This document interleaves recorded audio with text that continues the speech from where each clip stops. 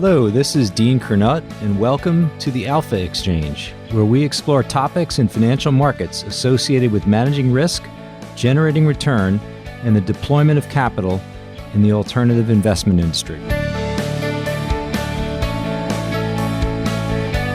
After a 6-week hiatus during which I was recovering from a serious jet ski accident, I'm excited to bring you a fresh episode of the Alpha Exchange.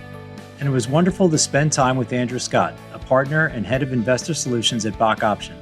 Our conversation is an exploration into the complex factors that drive the clearing price for volatility in equity markets. In this context, we spend no time on the economic cycle or corporate profits or the latest missive from the Fed. Instead, Andrew explains how the vast industry of Asian structured products leaves banks with complex exposures to optionality, correlation, and dividends. These trades, designed to create income in countries like South Korea that have seen interest rates in secular decline, leave banks with substantial long vol positions.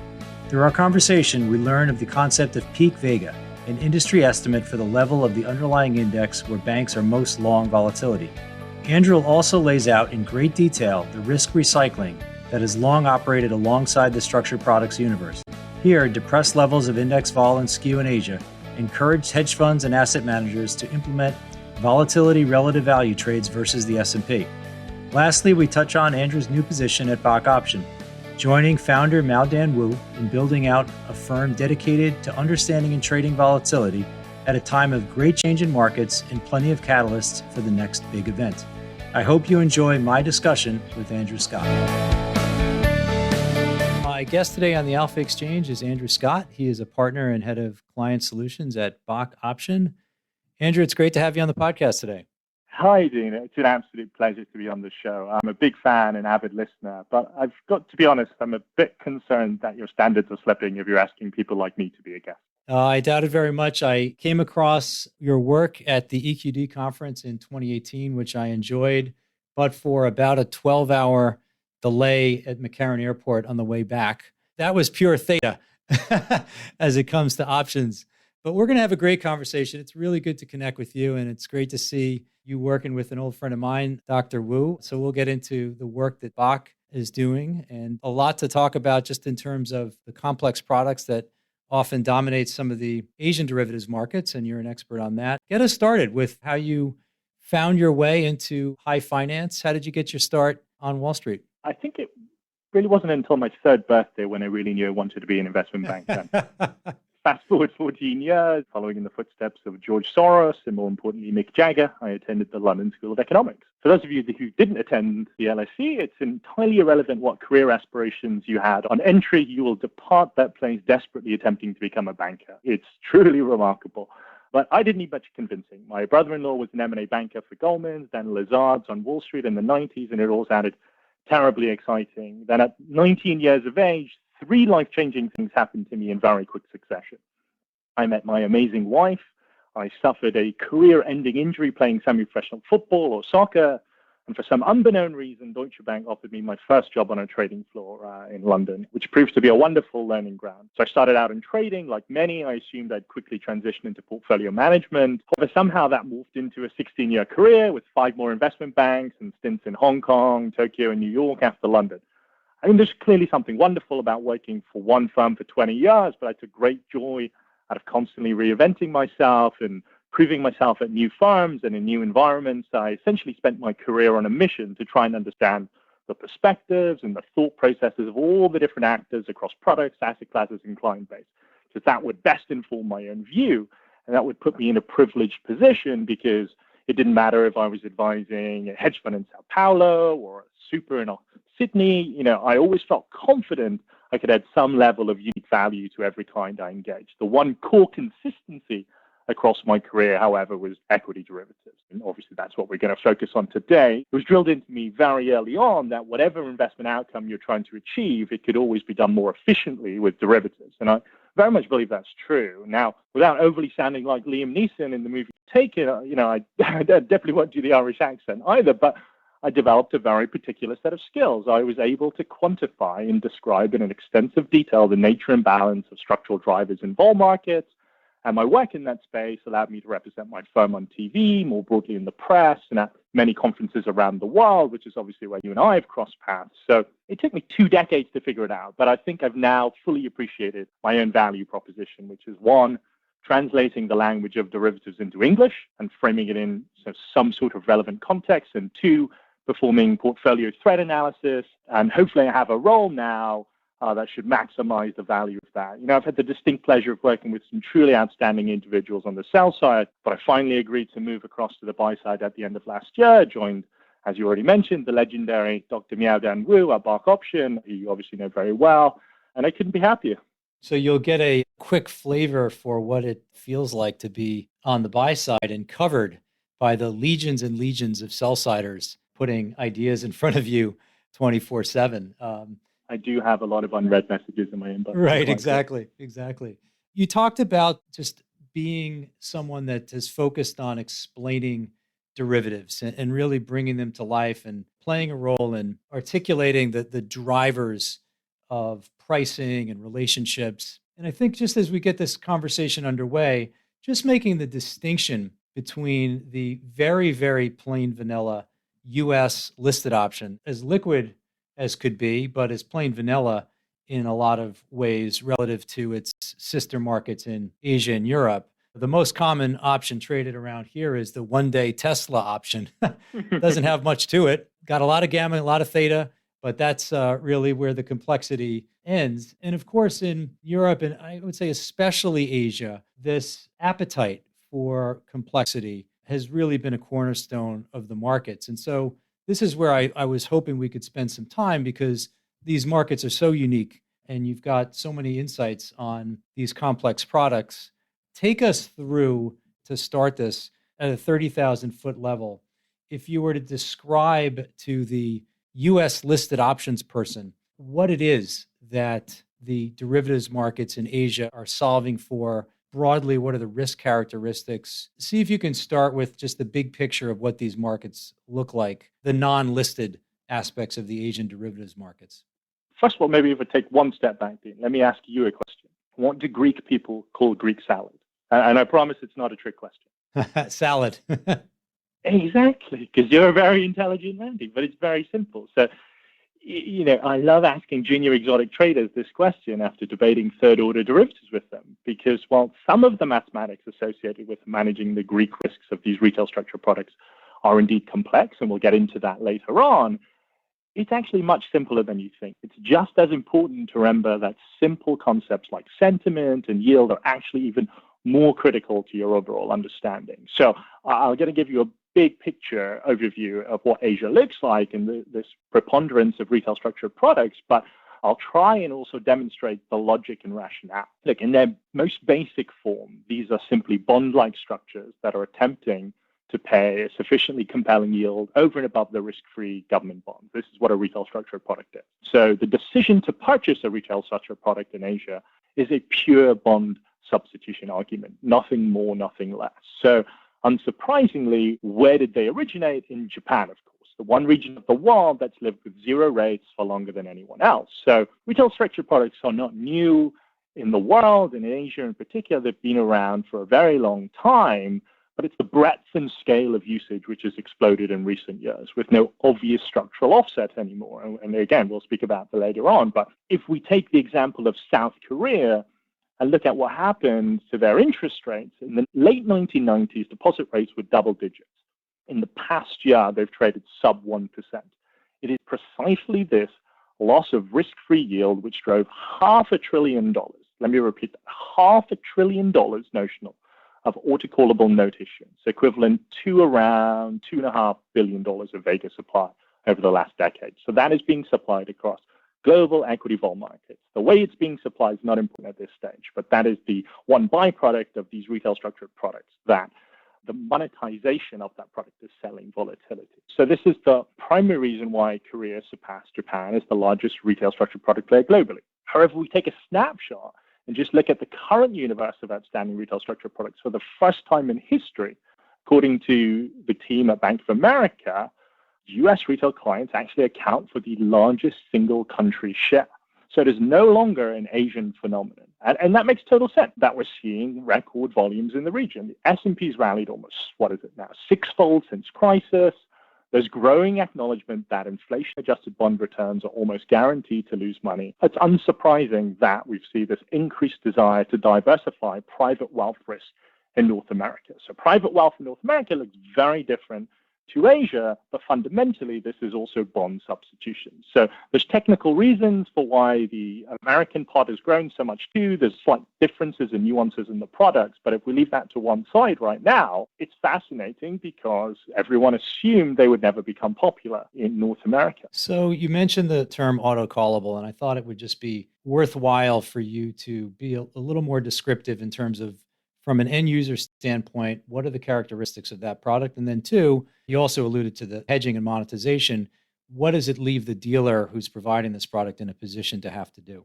The autocallable, as I said, is like a bond-like product. It offers some potential coupon that is linked to the performance of an equity. So that can be a single equity, a single index, or a group of underlyings. The product is automatically called or effectively knocked out and ceases to exist if the reference underlying is at or above a predetermined level at a specified observation date in the future. So at maturity, provided that the underlying has not reached the knock-in barrier on the downside, at a minimum, the full capital will be returned. It's only if the barrier is activated is there any capital loss in the structure. Historically, when interest rates were higher, there was no need to put any capital at risk. That's why you had, historically, actually just a lot of structured products that were capital guaranteed.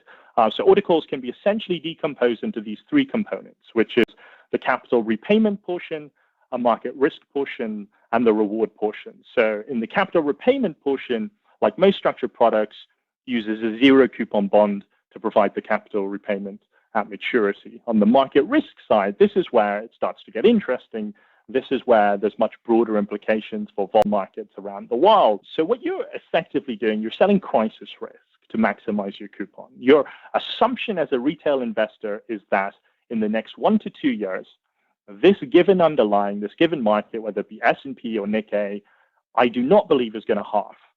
So I will at least get my capital returned, and hopefully I get some coupons too. That's the logic. In some respects, it's like the Buffett trades post-crisis, just monetizing very, very, very high volatility. So that's the basic premise from the retail side. From the investment banking side, what has actually happened and why it became so important to understand this market is because from a regulatory perspective, we witnessed the successive introduction of Dodd-Frank, EMIR, Basel III, and then finally the Volcker rules. So this is very, very important for a couple of reasons. But this dismantling of prop desks and this enforcing of substantial increases in capital buffers levied on banks saw aggregate value at risk drop 80% across the street.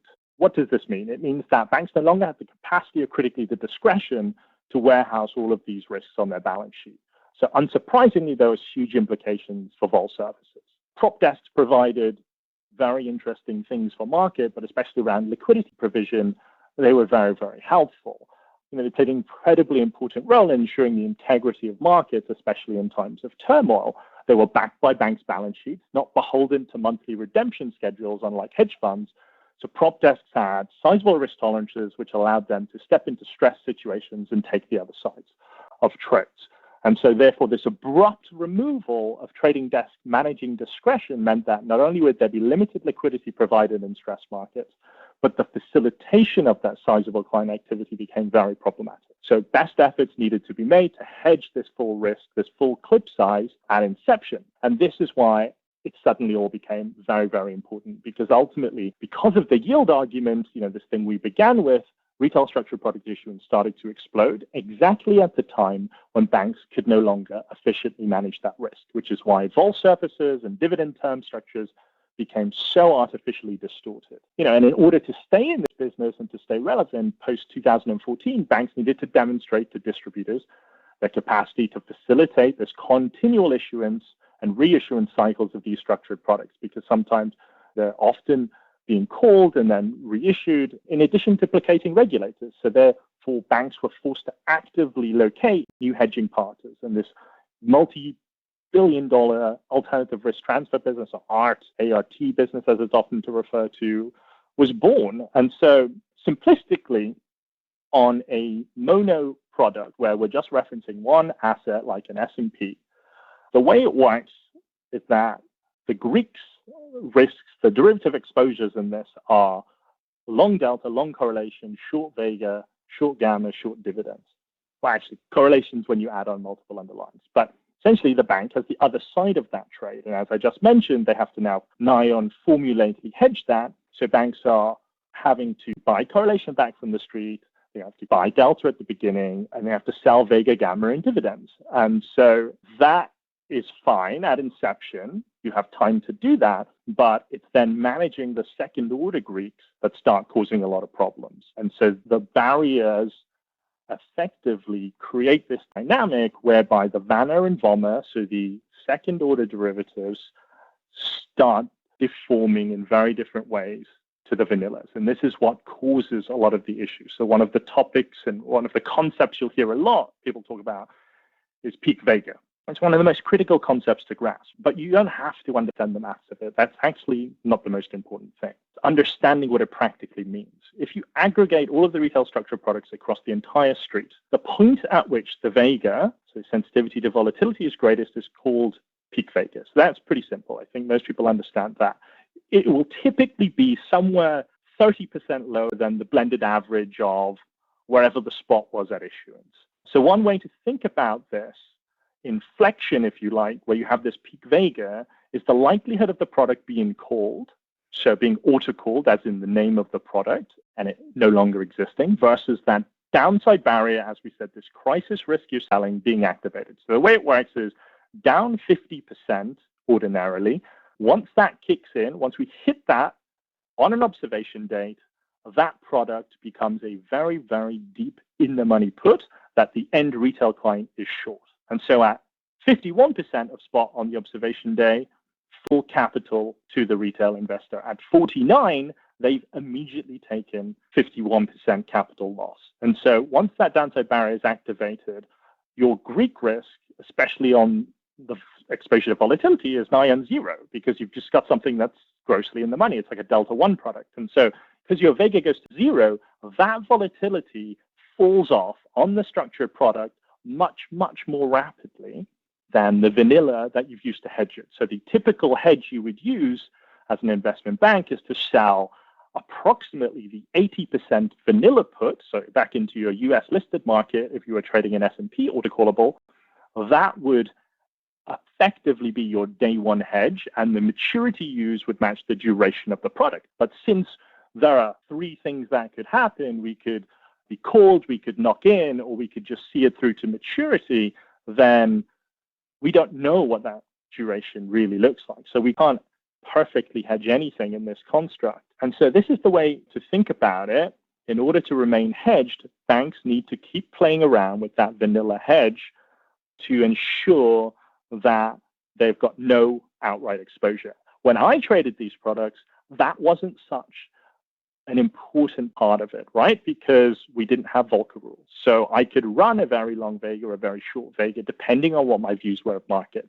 That discretion is what's been taken. To be fair, it's actually more of a range than a peak. I would personally argue that plateau vega is a more accurate term. This is very conceptual. I think a time when this became super, super important was back in 2018. And again, this was in US markets.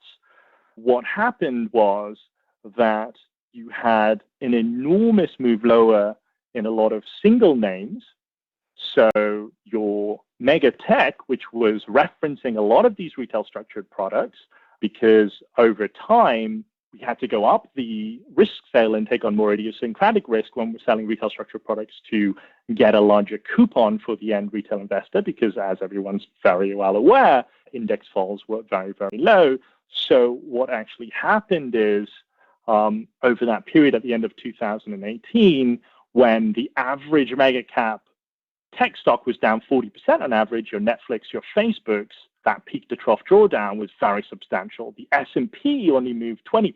Obviously, it's very large, but you have some assets that are referencing S&P down 20%, and a lot of retail structured products referencing Netflix, Facebook, suffering a 40% drawdown. As I said earlier in the discussion, typically peak vega is about 30% down on spot. And so you had the index on one side of this argument and the stocks on the other side. And this was a really bizarre situation because what was going on here was you were finally seeing the overwhelming power of retail structured products. And we'll get into why that was the case and why they were the incremental driver. But we've never witnessed a 20% drop in the S&P before with no reciprocal follow-through on convexity. S&P skew was relatively flat as everything else in the single stocks was blowing up. And this is because of this peak vega dynamic. Affected crudely, the peak vega, if you think about it, is the inflection point at which banks switch from being forced sellers of volatility to forced buyers of volatility. So going into that peak vega, so going down 10%, 20%, 30%, as an investment bank, I'm still selling more volatility to ensure my retail structured product book is hedged. Once we breach that, so once I'm 31, 32, 33% lower on spots, I suddenly have to buy an awful lot of volatility. And that's what we experienced over this period. And that's why this notion of peak vega is so important, because you have this formulaic hedging going on by banks in very, very large size. I mean, it's an overused word these days, but this was truly unprecedented, which is why I even wrote a paper about this back in January 2019 called Deconstructing American Smiles, which I assume is still somewhere in the dark corners of the SocGen research website. But that explains fully this non-intuitive movement and how it entirely rationalized the market structure of volatility through our understanding of retail clients. Retail had suddenly become the incremental driver of U.S. vol surfaces, and we've never seen that before.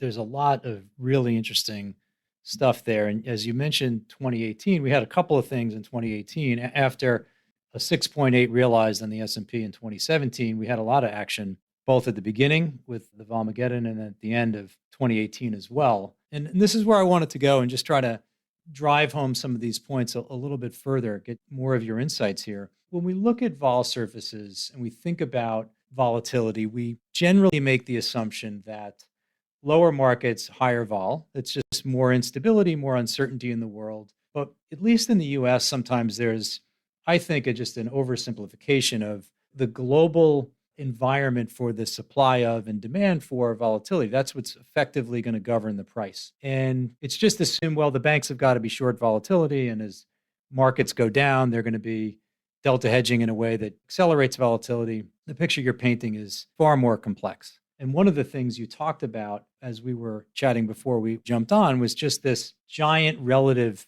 value trade between, for example, Nikkei and S&P. Long Nikkei, short S&P, long anything.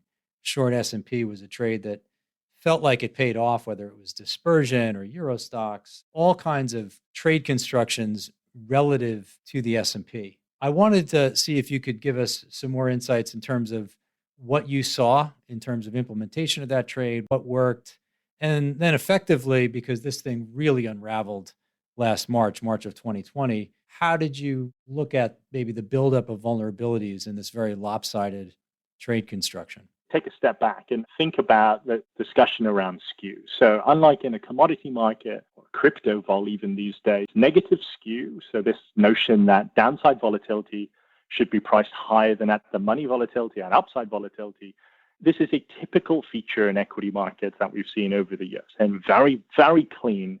And there's a host of reasons why this should be the case. You know, you alluded to some of them, it's just natural hedging, etc., people being more fearful of the downside. But at a fundamental level as well, you know, if a stock is meaningfully lower, ceteris paribus, you've created an instantaneous rise in the debt to equity ratio, assuming the debt burden hasn't changed. So that stock is theoretically a riskier entity.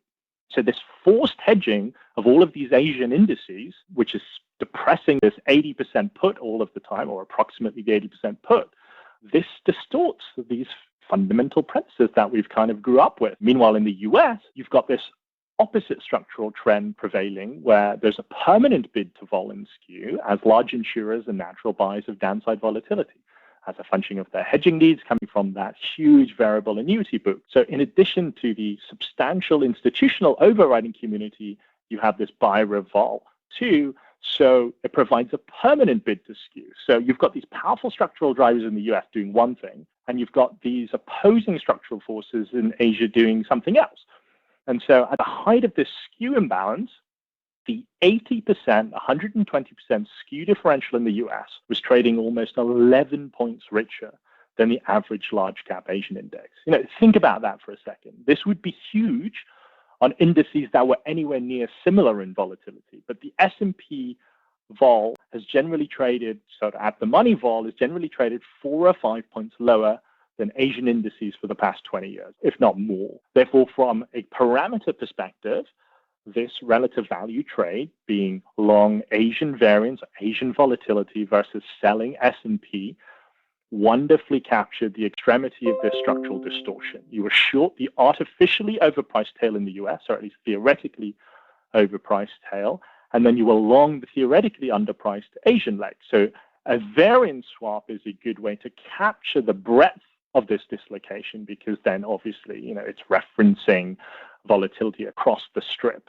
So the price ended up being very, very compelling. In some cases, you were long Asian vol, short US vol, and getting paid for the pleasure. I mean, it was a beautiful trade. Very few, if any, vol or macro fund, mandate permitting, who didn't at some point have risk allocated to this, whether they want to admit it or not. At its peak in all formats, including vanilla variances and corridor variances, and we'll get onto what a corridor is in a second, but the estimates that I hear for the total trade size range from about $1 to $1.5 billion gross vega notional. So we're talking about $500 to $750 million in the Asian leg alone. So to be clear, the largest ever outstanding order callable vega risk ever accumulated in Asia was about $400 million. So at the height of its popularity, the recycled risk in this trade was considerably in excess of the underlying risk it was supposedly hedging. I think it was one of my former employers. It was Credit Suisse who pioneered this corridor. That's when this market really took off, and the logic was genius. But there just became this unhealthy obsession with the trade. And between 2015 to 2018, money managers the world over, they were suffering such debilitating and withdrawal effects from this non-medical affliction I like to call volatility deficiency disorder, or VDD, sounds even naughtier. They were willing to go to great lengths to pick up any extra dose of premium they could find to soothe their pain, which is why we saw such oversized risk-taking in these pairs. At one point, I think I even saw corridors trade on Asian FX markets. I mean, such was the level of comfort reached in this product for macro accounts. And, this was probably the first signs that this trade was just being over-engineered. Let me jump in and just, as we think about the wreckage of 2020, obviously when a vol event hits, there's a correlation in volatilities, but the outperformance, so to speak, of US vol, I think for a month, the S&P outrealized the Nikkei by, I would say, almost 45 or so vols, obviously wreaked havoc on these long short trades. Is the positioning itself a big part of that? Obviously, the US is the largest economy. It's shut down, so you're going to see a substantial market disruption. But to what degree is the positioning going into this, as you describing it, very, very significant sponsorship of this one type of trade that effectively left people short S&P vol against some other pair? How much of it, Andrew, do you think was positioning going in? So look, it was clearly a very, very large trade. By 2020, it wasn't such a large trade. I couldn't give you exact numbers on it, but that's why I actually don't believe it was the positioning that created this massive differential in performance of vol. It was clearly exacerbated the dynamic that was going on, but I think there were a few other things going on in the background. Let me just go through a couple of those things. I remember presenting alongside Chris Cole at a forum in New York not long after I moved out there, and he put together this thesis on outrageous size of the implicit short vol trade artificially stabilizing markets in the US. And my first thought was, man, thanks, Chris. My presentation looks garbage now. But, once I put my ego aside, my second thought was really focused on this processing the frightening dynamic and bizarre notion that the S&P had become the biggest buyer of the S&P. US corporates had bought some $5 trillion of their own shares in the decade post-crisis. Then you have this colossal shift toward indexing, which our mutual friend Mike Green has obviously done an incredible amount of analysis on regarding, how should we call this, the passive aggressiveness of passive investors. Powerful market forces backstopped by the Fed had combined to ensure between 9th of December 2011 and the 26th of February 2020, we saw 9 daily closes of the VIX recorded above 30. Then the pandemic hit, and by the 10th of March, what had taken almost 9 years to achieve was just experienced in 9 straight days. And so you put it perfectly. You gave an interview on Bloomberg Surveillance last week, I think it was. Effectively, the pandemic destroyed all of the risk-bearing capital that was short vol in the US. Man, they love you on Bloomberg, Dean. It was a veritable love fest. And pay them well.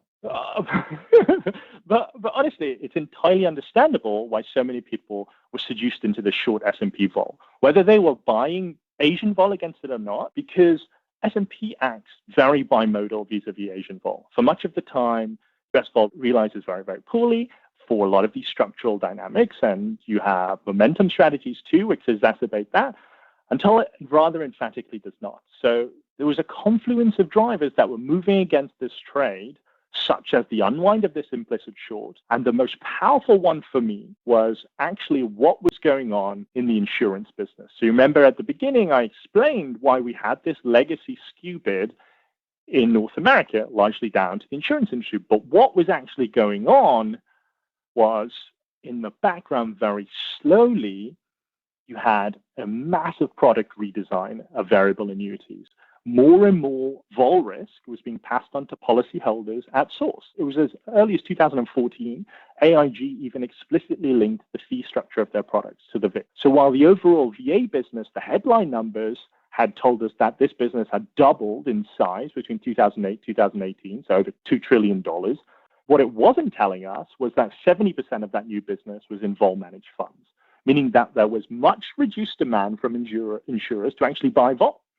So this had been historically the biggest offset of any retail flow that was coming to America. Not that there was a lot historically, but while that grew through 17, 18, 19, as it was the center of speculation in the world, especially from Asian retail, this insurer that we assumed was always there to buy volatility was no longer there and anywhere near the size. So we've only ever seen demand for long-dated U.S. index fall until the last couple of years, and that completely flipped. So retail investors had influenced the term structures and style of Asian market forever, but we've never seen them drive U.S. vol surfaces the way they do. And putting together all of these structural forces, the unwind of that implicit short, the removal of a buyer, and the new depression of volatility through Asian retail, and as I started the show telling you about American retail also having a part in that, this assumption that Asian vol would always trade at a higher beta to the US in a global sell-off was emphatically discredited. And so it wasn't so much the risk that was in this pairs trade that exacerbated this positioning. It was actually all the structural dynamics that were going on that just cleaned out the US side, and there was just an enormous bid to vol from that.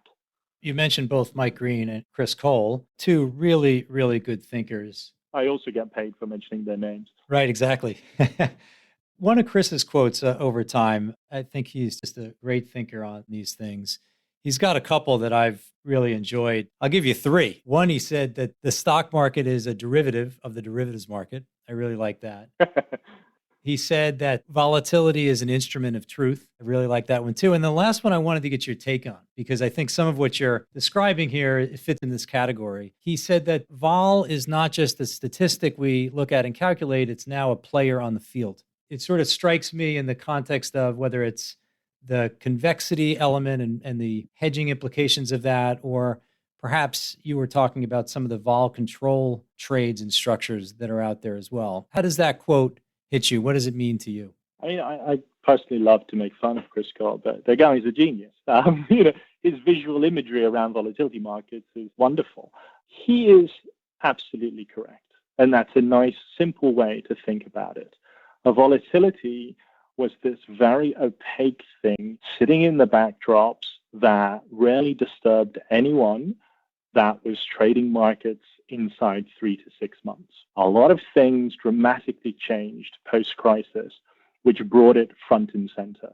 So you quite right, you have this huge universe of vol control, whether it's in direct vol control, indices, or vol managed mutual funds, or it's through insurer products, but you've got such a preponderance of that in markets that volatility has become an enormous player in spot markets. And from a retail structured product perspective, durations have only fallen over the years. These were generally 5-year products with an average duration of, let's say, 2-3 years. That has come down the term structure very, very rapidly. So part of that conversation is because you don't have much of an offset out there anymore. So the US in particular, we didn't have that insurer to offset that risk anymore. So we had to come down and try to find more listed vanilla risk. So we had to come down on maturities. That's one drive. The second drive is the product redesigns that have been going on. I mean, I don't know if you're aware of what these things are, but things like lizard notes or glider notes have all reduced the duration of these products quite dramatically. They've added so many features that increase the likelihood of a product knocking out, that there's just this constant recycling of that risk that's come into the 6-month, 1-year bucket. You think about it, go back to the hedge. My hedge of a retail structured product historically was selling an 18-month or 2-year 80% put. The probability of this product being called is very, very high now on the first observation, and I no longer have that risk on my trading book. I might just sell an at-the-money 3-month put or an at-the-money 3-month call. So suddenly you're hitting different parts of the vol curve. You've got different delta gamma profiles, and probably the market where we've seen this most disruptive was 2015 in Chinese markets. So if we look at a market like HSCEI, so much of that retail structured product that was referencing, and this gives a bit of a glimpse of our potential future, so much of that retail structured product issuance was referencing this one index, to the extent that the Korean regulators were exceptionally nervous that the morning open and afternoon close, the delta that was being adjusted on those 2 times of the day was aggressively shifting reality, shifting fundamentals. And so that was already, we saw 6 years ago in Chinese market, the power of vol and the things you have to hedge to trade these products impacting spot markets. So he's got some great quotes, and I love the instrument of truth one, but this one I think is very powerful and something that I've spent my career trying to educate people about, because I don't want this barrier to entry and knowledge of this ever being education. None of these things are that complicated. Someone who just needs to be willing to spend the time to explain the practical implications of this. We could talk about the maths all day long, but it's not going to help people redesign their own trading books. Well, I've got a couple of more areas to focus on, and then I'd love to close and just hear from you in terms of the focus at Bach Option with Dr. Wu. Exciting new venture for you guys. Let's talk a little bit about the vol risk premium, this concept of vol markets or insurance markets, and the insurance providers need to be compensated along the way. There was a lot of debate right around March or April of 2020 between Nassim Taleb and Cliff Asness. So 2 pretty big names in markets, and specifically on the vol side. And the question is really around insurance, and is it worth it? We know the characteristics of the short vol trade. It works most of the time, but there's a substantial, sometimes almost unsurvivable negative skew to the outcomes. Big picture, how do you think about vol risk premium, or how should investors think about vol risk premium, especially, Andrew, in light of what seems like zero-ish interest rates for even a long time going forward from here? How do you survive in markets these days and not be short vol? You just buy Bitcoin, right? Right. Nick, I think if I give you the lens that I'm speaking from now, we are a net long vol fund. But in terms of monetizing risk premiums, if that's all you do, then clearly you're going to do very, very well for several years until you don't. And there's a wipeout stage. But it doesn't mean you shouldn't do it. You may well still make more money over that period, but you just cannot look at this strategy from a yearly returns perspective, whatever the strategy may be. There's so many different strategies you could deploy in the short vol world. But you're absolutely right to try to monetize risk premium when you think it's expensive. It's just how you go about that can be exceptionally dangerous. There are safer ways to do it. For instance, one of the strategies we deploy is being long convexity, being long the wings, and selling at the money struck volatility. So we're effectively monetizing perhaps a vol premium around the moneyness, but overall, we know we don't have a lot of downside overall. There's only so much money we can lose. So that's a predetermined loss, if you like, versus just wildly selling variance because you think it's overpriced. It just depends how you go about it. And again, it's not whether one's right or the other. It's what you as an allocator want. So if you're just allocating a small amount to something that is potentially quite dangerous, but is going to give you decorrelated returns and is a small allocation for you, you might not mind if in year 6 that goes to 0. You probably will mind at the time, but if you're thinking about it over longer term time horizons, you could still net have made money from that allocation. So again, this is not to say long vol is better than short vol. It's just very different.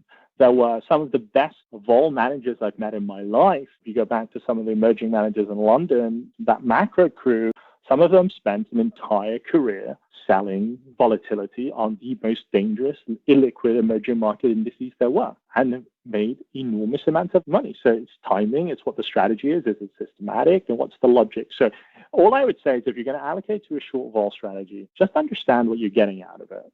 So one of the things we saw, of course, last year during the height of the vol event was an extreme correlation event as well. People calculate this in different ways, but realized correlation on the S&P was darn near 100, implied was darn near 100. So from a trading strategy, a correlation and dispersion trading strategy, that would seem to have been pretty challenging. You've got a lot of insights on that form of the derivatives trade as well. Tell us about what you see in the world of dispersion trading these days. I mean, from my perspective, dispersion has been one of the ART strategies that has existed the whole way through and will persistently exist. And there's a few reasons for that. First of all, the traditional products were referencing a one underlying an S&P and Nikkei.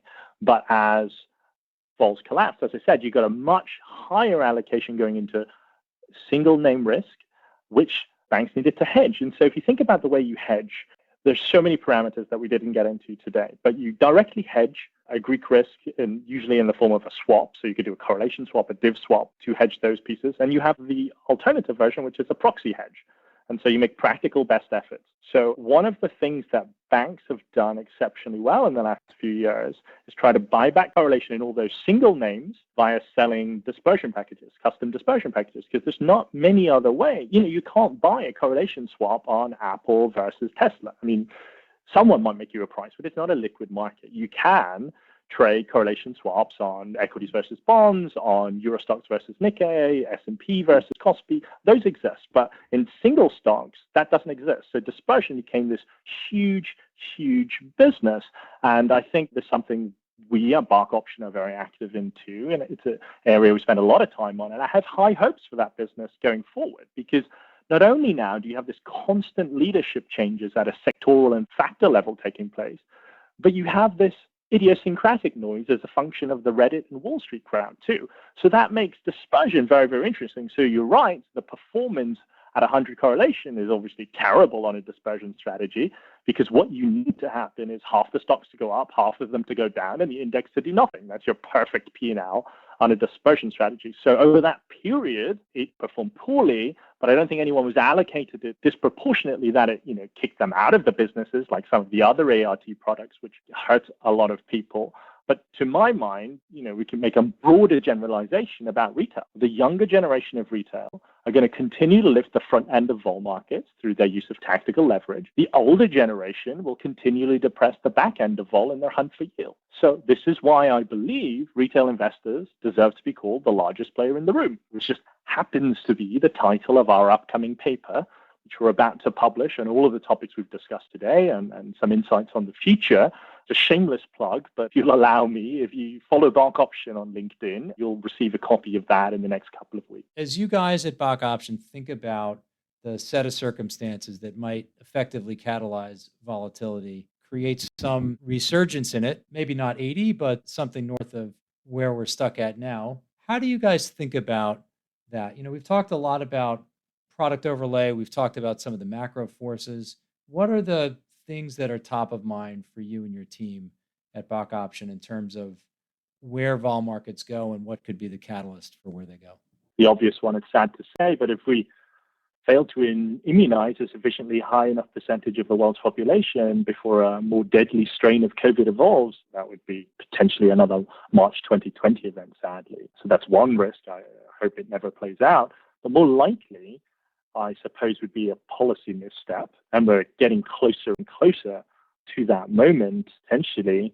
And one of the factors that we've been paying a lot of attention to is inflation. Rampant inflation, we think, is essentially the existential threat to asset allocation in its current form. We likened it to, in a paper we wrote, a Plinian eruption of a volcano. That is the most violent volcano there is. It's basically named after Pliny the Younger, whose letters were the sole surviving documented account of the eruption at Mount Vesuvius, which entirely wiped out several ancient Roman cities. And we think rampant inflation has the power to do the same to unprepared portfolios. This is what the Fed believes is the correct thing to happen in this environment. Allow some transitory inflation, but if it actually gets out of control, it is the one thing that the toolkit cannot solve for. They will have to raise rates. And if they don't, that will cause other problems. So I think, we're getting closer to the risks of a policy misstep. I think that is problematic. At the same time, I'm reading the other day, the short vol position is starting to grow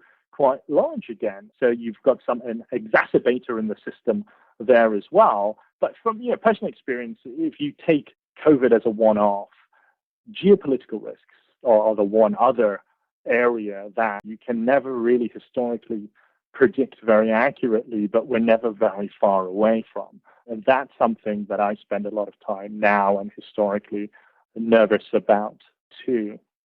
But actually, a structural entrant back in the market could be insurers. So bizarrely, there's going to be a FASB accounting rule update. It was supposed to go through this year. I think it's got delayed potentially 1 year or 2 years again. If that was brought closer, then they'd have to hedge the guaranteed minimum benefits on long duration contracts, and they would then bring back an active public insurer in the vol. So that would be the structural driver of a purchaser, a demand for vol, which we haven't seen for a very long time. But I think barring that, it's inflation one, geopolitics two.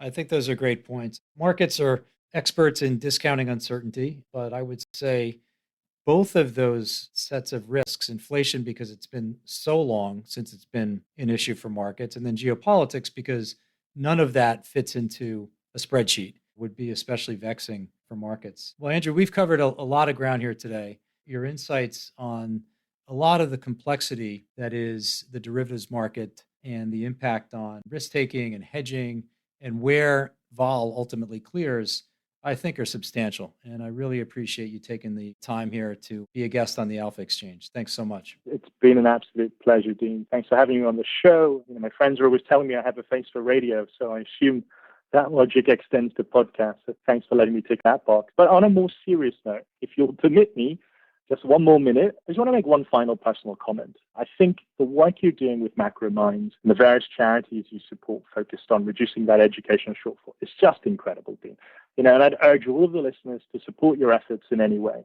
Education is so critically important in life. My parents were both extremely hardworking and intelligent, but barely finished high school, never mind attended college. And in fact, I was not only the first person to get accepted by the London School of Economics from the high school I attended, I was the first person to even apply, which is just very sad.